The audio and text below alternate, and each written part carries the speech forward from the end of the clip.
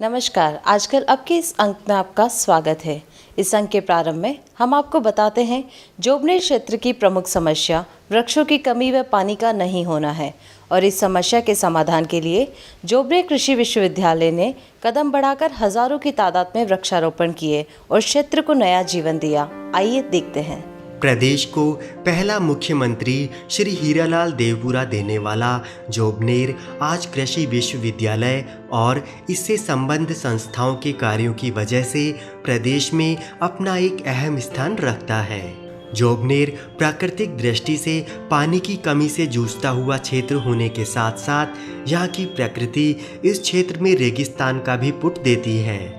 कृषि योग्य भूमि तो है, लेकिन पानी की कमी की वजह से फसलों की बुवाई नितांत कम होती है।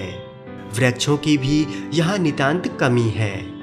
इन विपरीत परिस्थितियों को अनुकूल बनाने के लिए कृषि विश्वविद्यालय ने जहाँ एक ओर पानी संचयन के कई सरोवर बनाए, वहीं दूसरी ओर सघन वृक्षारोपण अभियान चलाकर जोबनेर और आसपास के क्षेत्र में करीब 35,000 वृक्षों को रोपित किया।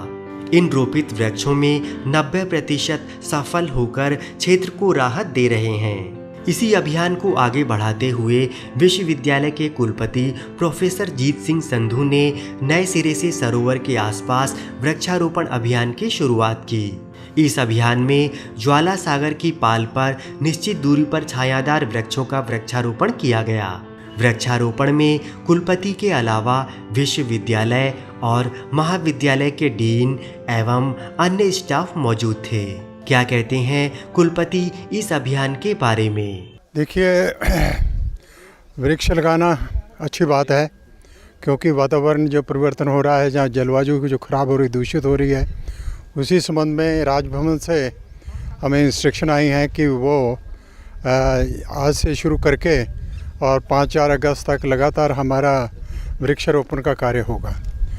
और ऐसा नहीं है कि ये वृक्षारोपण हम पहली बार कर रहे हैं, ये तीसरा वर्ष है कि जब हम वृक्षारोपण का लार्ज स्केल पर काम कर रहे हैं। और जैसा मैं आपको बताऊं कि पूरे हमारी जितनी 8 ज़िलों में यूनिट हैं, टोटल मिलाकर हमने पिछले साल तक 31,000 पौधे हमने रोपण किया था।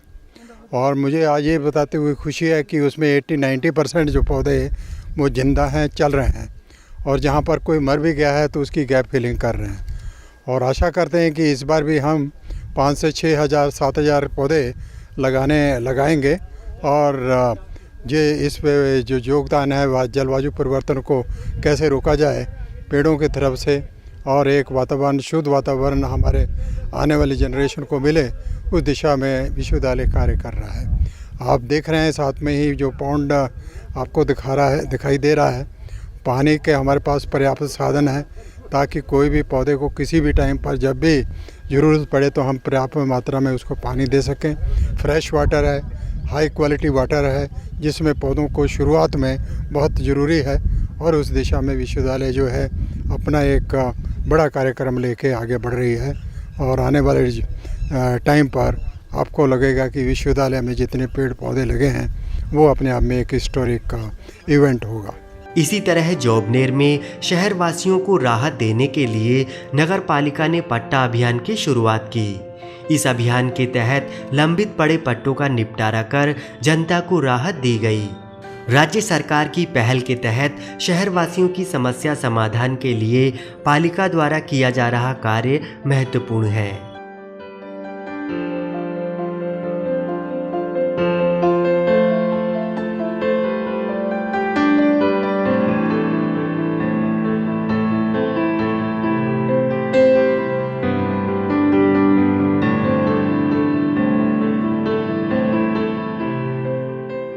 जिस तरह से जोबनेर में कृषि विश्वविद्यालय और उससे संबद्ध संस्थाओं ने रेगिस्तान में हरित राजस्थान का सपना साकार किया, वह अपने आप में महत्वपूर्ण है।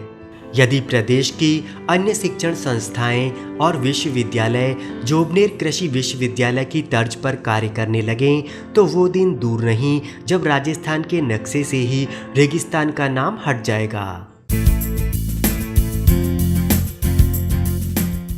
देश की आर्थिक और सामाजिक प्रगति गांव के माध्यम से ही संभव है।